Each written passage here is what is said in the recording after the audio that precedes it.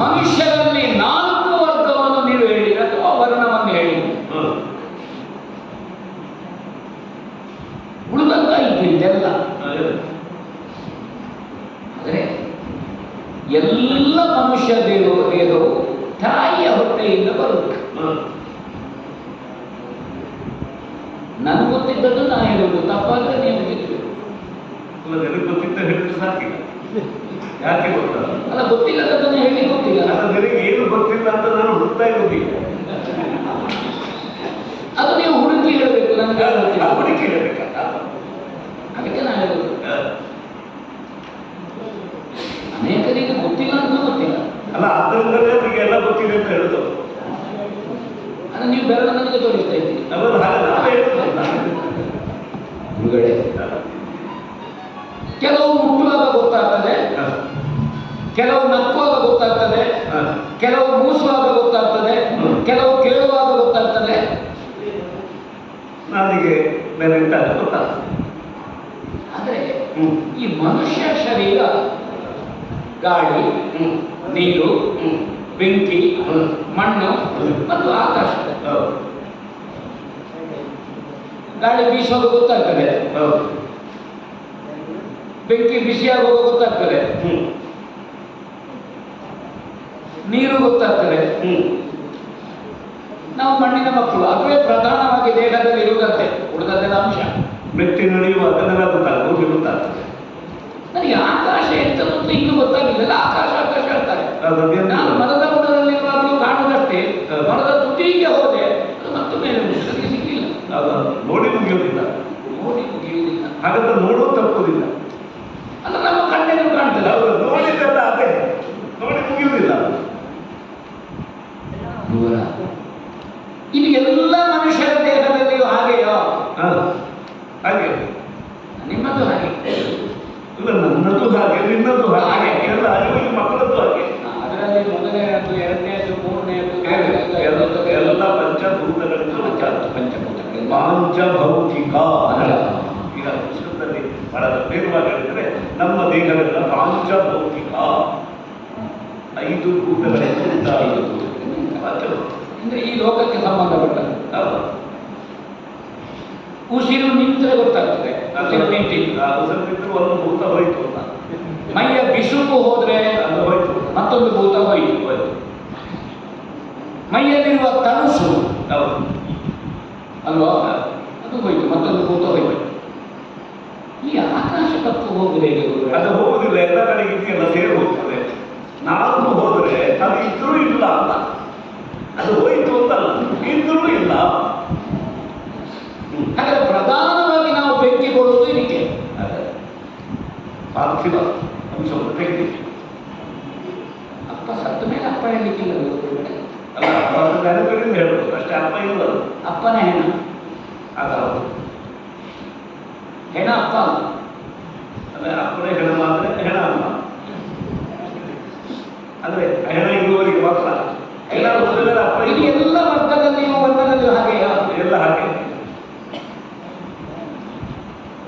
ಹಾಗಾದ್ರೆ ಈ ಪಂಚಭೂತಗಳು ಒಂದು ರೀತಿ ಮಿಶ್ರಣಗೊಳ್ಳುವುದಕ್ಕೆ, ಸೇರಿಕೊಳ್ಳುವುದಕ್ಕೆ ಅದರಲ್ಲಿ ವರ್ಗವರ್ಣ ಇಲ್ಲ ಓದುಗಳೇ ವಿಚಾರ ಮಾಡೋಣ. ಇಲ್ಲ, ಎಲ್ಲ ಮಾತಿಗೂ ಹೂ ಹಾಕಿದ್ರೆ ನಮ್ಮ ಮನೆ ಹತ್ರ ನೀರು ನೀರು ಅವಳೆ ಅದಕ್ಕಿಂತ ಕೆಳಗೆ ಇವರೆಲ್ಲ ಇದ್ದಾರೆ. ನಮಗೆ ಬೆಳಗ್ಗಿನಿಂದ ಸಂಜೆವರೆಗೆ ನೀರಿನಲ್ಲಿ ವ್ಯವಹಾರ ಯಾವುದೆಲ್ಲ ಉಂಟು ಅದನ್ನು ಹೊಳಬದಿಯಲ್ಲಿ ಎಲ್ಲರೂ ಹಾಗೆ ಮಾಡ್ತದೆ. ಹಾಗೆಂತ ಕೆಳಗಿನವರು ನಾವು ಮೇಲೆ, ನಮ್ಮ ಮನೆ ಮೇಲೆ ಉಂಟು ಅಂತ ನೀರು ಬೇಡ ಹೇಳುದಿಲ್ಲ. ಅಲ್ಲದ ಹರಿಯುವ ನೀರಿಗೆ ಶಾಸ್ತ್ರ ಇಲ್ಲ ಅಂತ ಹೇಳುದು. ಅದಕ್ಕೆ ಓ, ಹರಿಯುವ ನೀರಿಗೆ ಶಾಸ್ತ್ರ ಇಲ್ಲ. ಶಾಸ್ತ್ರ ಇಲ್ಲ ಅಂದ್ರೆ ಆ ನೀರು ಹರಿಯೋದೇ ಶಾಸ್ತ್ರ ಅಂತ, ಬೇರೆ ಶಾಸ್ತ್ರ ಬೇಡ. ಈ ಗಾಳಿ ಬೀಸುವಾಗ ಗಾಳಿಗೆ ಶಾಸ್ತ್ರ ಬೀಸುವ ಗಾಳಿ ಅಂದ್ರೆ ನಮ್ಮಲ್ಲಿ ಸಣ್ಣ ತೋಡು ಉಂಟು, ನಮ್ಮ ಭಾಷೆಯಲ್ಲಿ ತೋಡು ಹೇಳುದು. ಹೌದಾ?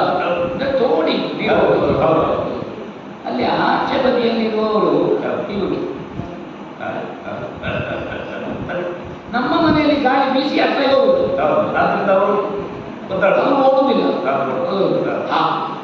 ಆಯ್ತಪ್ಪ ಹಾಗಾದ್ರೆ ಕುಡಿಯುವ ನೀರು, ಉರಿಯುವ ಬೆಂಕಿ ಅಲ್ವಾ, ಬೀಸುವ ಗಾಳಿ. ನಾವು ಕೆಲವೊಮ್ಮೆ ಮಣ್ಣು ಇಲ್ಲಿಂದ ತೆಗೆದು ಆಚೆ ಹಾಕ್ತೇವೆ, ಅವರು ಬಳಸೋದು ಈಚೆ ಹಾಕ್ತಾರೆ.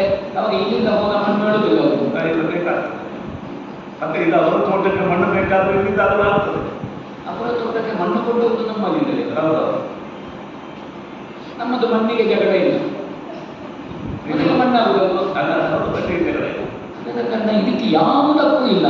ಎಲ್ಲರ ಮೈಯಲ್ಲಿ ಹರಿಯುವ ರಕ್ತದ ಬಣ್ಣ ಕೆಂಪು ಅಂತ ನಾನು ತಿಳ್ಕೊಂಡಿದ್ದೇನೆ. ಅಲ್ಲ, ಬಹಳ ರಕ್ತ ನೋಡಿರ್ಬೇಕು. ಯಾಕೆ ಪ್ರಾಣ ಆದ್ರೆ ಮನುಷ್ಯರಿಗೆ ಬಾಣ ಹೊಡಿಲಿಕ್ಕೆ ಇಷ್ಟವೇ. ಮನುಷ್ಯನಿಗೆ ಹೊಡಿಲಿಕ್ಕೆ ನಿಮ್ಮ ಹತ್ರ ಇದ್ದೆ, ಅದನ್ನೇ ಕಲಿತಾ ಇದ್ದಾರೆ. ನಮ್ಮ ಗುರುಕುಲದಲ್ಲಿ ಹೊಡಿಲಿಕ್ಕೆ ಇಲ್ಲ ಇಲ್ಲದ ಆದ್ರೆ ಹೊಡೆದ್ರೆ ಹೀಗೆ ಹೊಡಿಬೇಕು. ಎದೆ ಸೀಳಿದ್ರೆ ಹೀಗೆ ಸೀಳಬೇಕು, ತೋಳು ಕಡಿದ್ರೆ ಹೀಗೆ ಕಡಿಬೇಕು, ಹೊತ್ತಿಗೆ ಹಾರಿಸಿದ್ರೆ ಹೀಗೆ ಹಾರಿಸ್ಬೇಕು. ಎಲ್ಲ ನಾವು ಸಿದ್ಧಾಂತ ಮಾತ್ರ ಹೇಳುತ್ತೆ. ಅವಾಗ ಯಾವುದೂ ವ್ಯತ್ಯಾಸಗಳು ಕಾಣೋದಿಲ್ಲ. ನಮಗೆ ಈ ವರ್ಗ ವರ್ಣ ಭೇದ ಅಲ್ಲ, ಅದರಲ್ಲಿ ಇಲ್ಲದೆ ಇದ್ದದ್ದು ಇದಕ್ಕೆ ಯಾಕೆ ಬಂತು? ಸರಿ, ಈಗ ವಿದ್ಯೋಪದೇಶಕ್ಕಾಗುವ ಈಗ ನಾವು ಜೇನು ತಂದು ಕೊಟ್ಟರೆ ನೀವು ತಿರುಮಲ ಅಂತ ಬಳಸುವುದಿಲ್ವ ಆಕ್ಷೇಪ ಅಲ್ಲ. ಅದನ್ನು ಬಳಸೋದೇ ಇಲ್ಲ. ಏನು ತುಪ್ಪಕ್ಕೆ ಅದು ನಿಜವಾಗಿ ಎಂಜಲು ಅಲ್ಲ. ನಿಮ್ಮ ಹತ್ರ ಗುಟ್ಟೇಳಬೇಕು, ಯಾರಂತ ಹೇಳಬಾರ್ದು.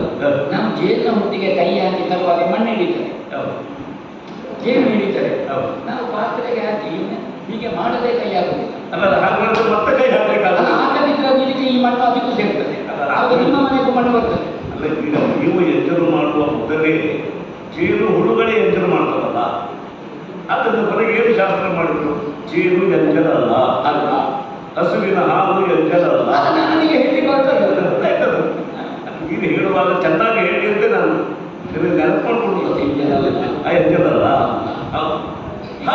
ಹಾಗಾದ್ರೆ ಈಗ ನೀನು ಮಾತಾಡುವಾಗ ಬಾಯಿಗೆ ಕೈ ಹಾಕಿದ್ರೆ ಎಂಜಲು, ಸೈಟಿಗೆ ಎಂಜಲು, ಈಗ ಎಂಜಲಲ್ಲ.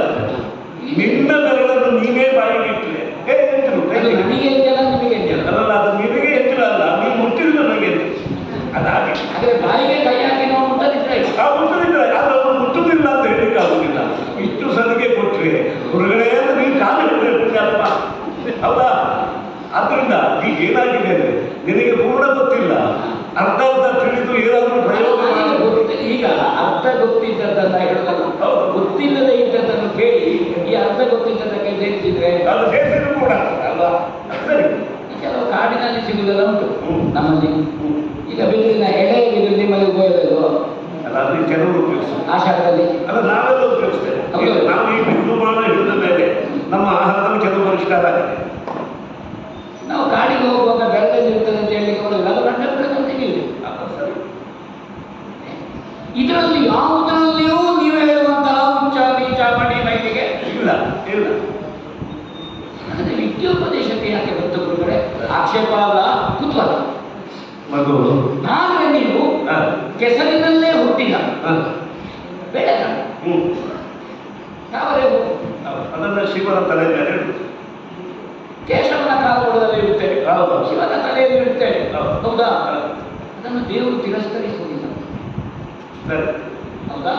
ಅದಕ್ಕಾಗಿ ತಮ್ಮಲ್ಲಿ ಅದನ್ನು ಹೇಳ್ತಾರಲ್ಲ, ಬ್ರಹ್ಮ ವಿಷ್ಣು ದೇವರು ಶಿವದೇವರು ಎಲ್ಲ ಗುರು ಸ್ವರೂಪರು ಅಂತ ಹೇಳ್ತಾರಲ್ಲ, ಹಾಗೆ ತಾವು ಇದು ಕೆಸರಿನಲ್ಲಿ ಹುಟ್ಟಿದಂತಹ ಒಂದು ತಾವರೆ ಊಟ ತಿಳ್ಕೊಂಡು ತಮ್ಮ ಪಾದದಲ್ಲಿ ಪತಿಗಳಿಸಬೇಕು ಅಂತ ನಾನು ಪ್ರಾರ್ಥಿಸಿದರೆ ಅಪರಾಧ.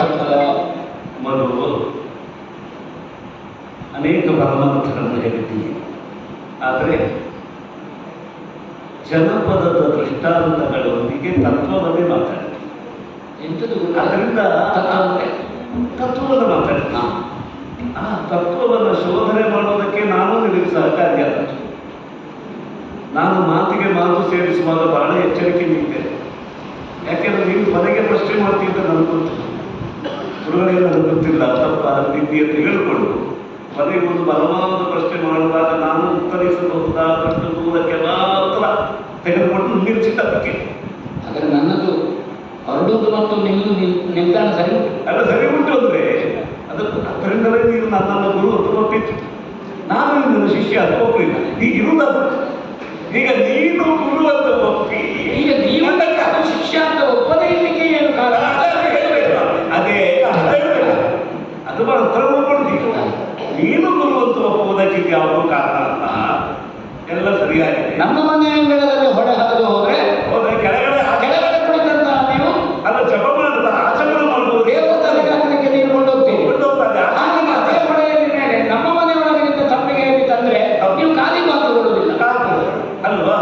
ಅದಕ್ಕೆ ಕಾರಣ ಏನು ಅಂದ್ರೆ ಏನು ಹೇಳಿದ ಕರ್ಮ